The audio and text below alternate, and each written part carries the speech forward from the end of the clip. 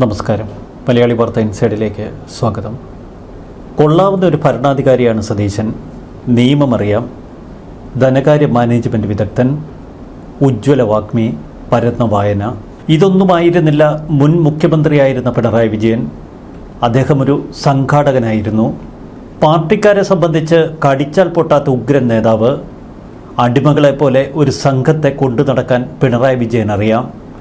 ആരെങ്കിലും ഒന്ന് തലപൊക്കിയാൽ രാജാവ് നഗ്നനാണ് എന്ന് വിളിച്ചു പറഞ്ഞാൽ അവൻ്റെ കഥ തീർന്നു. ഫാസിസ്റ്റ് സമീപനമായിരുന്നു പിണറായി പുലർത്തിയത്. പലപ്പോഴും വലിയ ഫാസിസ്റ്റുകൾക്ക് ഭയം അവരെ വല്ലാതെ മേയും. അതുതന്നെ പിണറായിയിൽ നമ്മൾ കണ്ടു. പിണറായി വിജയൻ നിരത്തിലൂടെ യാത്ര ചെയ്യുമ്പോൾ ഒരുപാട് അകമ്പടി വാഹനങ്ങൾ വേണം, വലിയ സുരക്ഷാ കോലാഹലങ്ങളും വേണം. കറുത്ത നിറം ഉൾപ്പെടെ പലതും പിണറായി വിജയനെ ഭയപ്പെടുത്തിയിരുന്നു. എന്നാൽ വി.ഡി. സതീശൻ പിണറായി വിജയൻ്റെ വിപരീത പദമാണ്. ജനങ്ങളെ ഒപ്പം നിർത്തിയുള്ള ഉമ്മൻചാണ്ടി ശൈലി, മറുവശത്ത് കെ.എം. മാണിയുടെ ഒരു ധനകാര്യ മാനേജ്മെൻറ്റ് വൈദഗ്ധ്യം. കെ.എം. മാണിക്കുണ്ടായിരുന്ന ആ അഭിഭാഷക ഗുണവും സതീശനിൽ ഒത്തിണങ്ങിയിരിക്കുന്നു. കോൺഗ്രസ് എന്ന ആൾക്കൂട്ട പാർട്ടിക്ക് വേണ്ടത് ഇത്തരമൊരു നേതാവിനെയാണ്. ജനങ്ങളെ ചേർത്ത് പിടിക്കുന്ന, തൻ്റെ ഓഫീസിലേക്ക് കടന്നു വരുന്ന എല്ലാവരെയും സ്വീകരിക്കുന്ന, വെളുക്കച്ചിരിക്കുന്ന ഒരു നേതാവ്. അത്തരമൊരിടം ഇപ്പോൾ സതീശൻ കണ്ടെത്തിയിരിക്കുന്നു. മറുവശത്ത് സതീശനെ അത്ര എളുപ്പം തോൽപ്പിക്കാൻ കഴിയില്ല എന്നിക്കഴിഞ്ഞ ദിവസം ധവളപത്രം നിയമസഭയിൽ അവതരിപ്പിക്കുമ്പോൾ പിണറായി വിജയനും ബാലഗോപാലിനുമൊക്കെ മനസ്സിലായി. ഉരുളയ്ക്ക് ഉപ്പേരി പോലെ പിണറായിക്കിട്ട് കൊടുത്തുകൊണ്ടാണ് അന്ന് സതീശൻ സഭയിൽ തിളങ്ങിയത്. കീഴ്വഴക്കം പ്രൊസീജർ എന്നൊക്കെ പറഞ്ഞ് സതീശനെ തോൽപ്പിക്കാൻ കഴിയില്ല എന്ന് പിണറായി വിജയൻ തിരിച്ചറിഞ്ഞു. കീഴ്വഴക്കമൊക്കെ മാറ്റാനുള്ളതാണ് എന്ന് സതീശൻ്റെ പ്രഖ്യാപനത്തിനൊരു ലുപ്തുമില്ല. അതുകൊണ്ട് തന്നെ സതീശനെ വലിയ പ്രതീക്ഷയോടെ കേരളത്തിലെ ജനം കാണുന്നു. ഹണിമൂൺ പീരീഡിൽ ഉഗ്രനൊരു നായകനാണ് സതീശൻ. വൻകിട പദ്ധതികളുടെ പ്രഖ്യാപനം പ്രതീക്ഷിക്കാമെന്നും സതീശൻ പറയുന്നു. ജനങ്ങളിൽ നിന്ന് പരമാവധി ആശയങ്ങൾ സമാഹരിക്കുന്നുണ്ട്. അതിൽ നടപ്പാക്കാൻ കഴിയുന്ന പദ്ധതികൾ സ്വീകരിക്കും. ബജറ്റിൽ പ്രഖ്യാപിക്കുന്നവ സമയബന്ധിതമായി നടപ്പാക്കുമെന്നും സതീശന്റെ ഉറപ്പ്. തമിഴ്നാട്ടിൽ അതിവേഗമാണ് ഒരു പദ്ധതിയുടെ നടത്തിപ്പ്. ഒരു പദ്ധതി പ്രഖ്യാപിച്ചാൽ ജൂൺ ജൂലൈ മാസങ്ങളിൽ ഭരണാനുമതി നൽകി ഡിസംബറിൽ ആരംഭിക്കാൻ കഴിയണം. എന്നാൽ ഇവിടെ ഡിസംബറിൽ മാത്രമാണ് എം.എൽ.എമാർ പദ്ധതികളെക്കുറിച്ച് അന്വേഷിക്കുന്നത്. ഈ രീതി മാറാൻ എം.എൽ.എമാർക്ക് പരിശീലനം നൽകും. എല്ലാ പൊതുമേഖലാ സ്ഥാപനങ്ങളും പൂട്ടിക്കുകയല്ല സർക്കാരിൻ്റെ ലക്ഷ്യം. പൊതുമേഖലാ സ്ഥാപനങ്ങൾ കാര്യക്ഷമമായി പ്രവർത്തിക്കാനുള്ള സാഹചര്യമൊരുക്കും. സംസ്ഥാന ഖജനാവിന് കോടികളുടെ നഷ്ടം സംഭവിക്കുകയാണ് നഷ്ടത്തിലോടുന്ന പൊതുമേഖലാ സ്ഥാപനങ്ങൾ വഴി. സ്ഥാപനങ്ങളെ പരിഷ്കരിച്ച് സ്വന്തം കാലിൽ നിൽക്കാൻ സൗകര്യമൊരുക്കും. കിഫ്ബിയെക്കുറിച്ച് വിശദ പഠനം നടത്തും. പെട്ടെന്ന് കിഫ്ബി വേണ്ടെന്ന് വയ്ക്കാൻ കഴിയില്ല. വലിയ ബാധ്യതയാണ് കിഫ്ബി സംസ്ഥാനത്തിന് നൽകിയിരിക്കുന്നത്. പൊതുമരാമത്ത് വകുപ്പിന് കാര്യക്ഷമതയില്ല എന്ന് കാരണം പറഞ്ഞാണ് ഈ കഴിഞ്ഞ സർക്കാർ ഇത്രത്തോളം കിഫ്ബിയെ പിന്തുണച്ചത്. അത് ശരിയല്ല. കിഫ്ബിയെക്കുറിച്ചുള്ള കണ്ടെത്തൽ ഞെട്ടിക്കുന്നതാണ്. അതൊരു സ്വതന്ത്ര സാമ്രാജ്യമായിരുന്നു.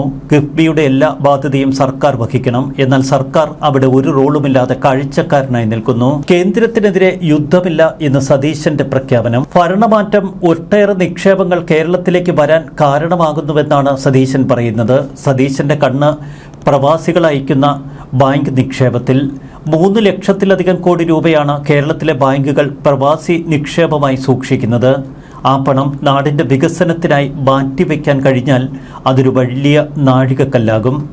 സ്വകാര്യ മുതൽ മുടക്ക് പ്രോത്സാഹിപ്പിക്കുക, ബാങ്കിലുള്ള ഈ നിക്ഷേപം നാടിൻ്റെ അഭിവൃദ്ധിക്ക് ഉപകരിക്കുന്ന നിലയിൽ വൻകിട പദ്ധതികളാക്കി മാറ്റുക. അതാണ് സതീശൻ ലക്ഷ്യമിടുന്നത്. ഭരണത്തിൽ നിന്നിറങ്ങുമ്പോൾ 6000-ഓളം കോടി രൂപ ഖജനാവിലുണ്ട് എന്ന് വീമ്പിളക്കിയിരുന്നു പിണറായി. പണം കൊടുക്കാനുള്ളവർ വാതിൽക്കൽ കാത്തു നിൽക്കുമ്പോൾ ശമ്പളം പോക്കറ്റിലിട്ട് വീടിനകത്തിരിക്കുന്ന ജീവനക്കാരൻ തൻ്റെ കയ്യിൽ പണമുണ്ടെന്ന് പറയുന്നത് പോലെയാണ് ഇതെന്ന് മുഖ്യമന്ത്രി കളിയാക്കുന്നു.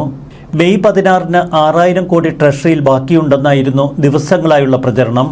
എന്നാൽ ഉണ്ടായിരുന്നത് 2000 കോടി. 6000 കോടി ഉണ്ടായിരുന്നെങ്കിൽ തദ്ദേശ സ്ഥാപനങ്ങളുടെ 3ാം ഗഡുവായ 1982 കോടി എന്തുകൊണ്ട് നൽകിയില്ല? പട്ടികവർഗ പട്ടികജാതി വിദ്യാർത്ഥികൾക്ക് കൊടുക്കേണ്ട 377 കോടി എന്തുകൊണ്ട് കൊടുത്തില്ല?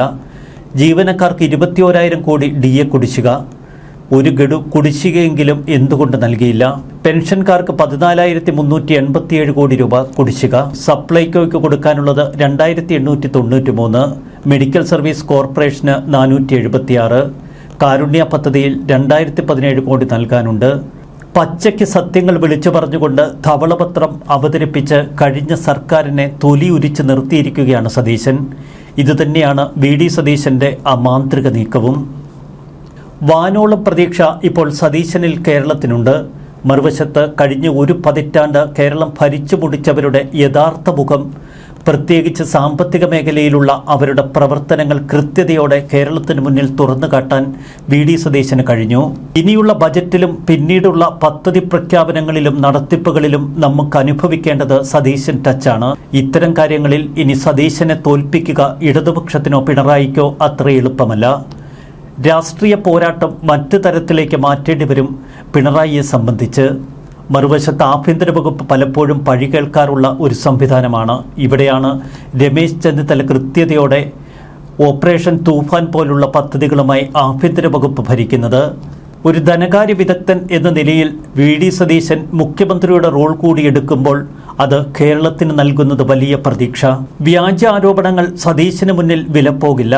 കാരണം അദ്ദേഹത്തിൻ്റെ വാക്കുകൾ അത്ര തീവ്രതയുള്ളതാണ്. അതിനു മുന്നിൽ പിടിച്ചു നിൽക്കാൻ ഇപ്പോൾ പിണറായി വിജയനോ ബാലഗോപാലിനോ മറ്റു താരങ്ങൾക്കോ നിയമസഭയിൽ കഴിയില്ല. കാലാന്തരത്തിൽ നമ്മുടെ സിനിമാ കഥാപാത്രം ശങ്കരാടി പറയുന്നത് പോലെ എന്തെങ്കിലുമൊക്കെ വല്ല പെണ്ണുകേസിലോ മറ്റേതെങ്കിലും അഴിമതി ആരോപണങ്ങളിലോ മുക്കി ഇവരുടെയൊക്കെ ഇമേജ് കളഞ്ഞില്ല എങ്കിൽ ഇനി CPM എന്ന പാർട്ടി കേരളത്തിലുണ്ടാകില്ല എന്നൊരുപക്ഷെ AKG സെൻറ്ററിലിരിക്കുന്ന ആ മൂത്ത സഖാക്കൾ ഇപ്പോൾ ഉപദേശിക്കുന്നുണ്ടാവാം. എല്ലാം കൈവിട്ട തലത്തിലായി CPM-നെ സംബന്ധിച്ച്. മറുവശത്ത് BJP NDA ശക്തമായ പ്രചരണങ്ങളുമായി കേരളത്തിൽ നിറയാൻ ശ്രമിക്കുന്നു. ഇനി ഏതെങ്കിലും ഒരു പാർട്ടി, പ്രത്യേകിച്ച് കോക്രോച്ച് ബോർഡിലെ ഏതെങ്കിലും ഒരു പാർട്ടി കേരളത്തിൽ വേര് പിടിച്ചാലും അതിൽ അതിശയിക്കാനൊന്നുമില്ല. തമിഴ്നാട്ടിലെ വിജയ് മോഡൽ കേരളത്തിലും പരീക്ഷിക്കാനുള്ള ശ്രമം അവർ തുടരുന്നു. CPM അസ്തമിച്ചാൽ പകരം ചില ഓപ്ഷനുകൾ ഇവിടെ തെളിഞ്ഞു വരും. സതീശൻ്റെ നോട്ടം അടുത്ത ഒരു തുടർഭരണം കൂടിയാണ്. ആൾക്കൂട്ട പാർട്ടിയായ കോൺഗ്രസിന് ഈ തുടക്കം വലിയ കുഴപ്പമില്ല. എന്നാൽ മുന്നോട്ടുള്ള പ്രയാണങ്ങൾ എത്രമാത്രം സുഖകരമായിരിക്കും എന്നിപ്പോഴേ പ്രവചിക്കുക വയ്യ. വി.ഡി. സതീശൻ എന്ന നേതാവ് അക്ഷരാർത്ഥത്തിൽ പിണറായി വിജയനെയും CPM-നെയും തച്ച് തകർക്കുന്ന കാഴ്ചയാണ് ഈ തുടക്കം നമുക്ക് സമ്മാനിച്ചിരിക്കുന്നത്. ന്യൂസ് ഡെസ്ക് മലയാളി വാർത്ത ഇൻസൈറ്റ്.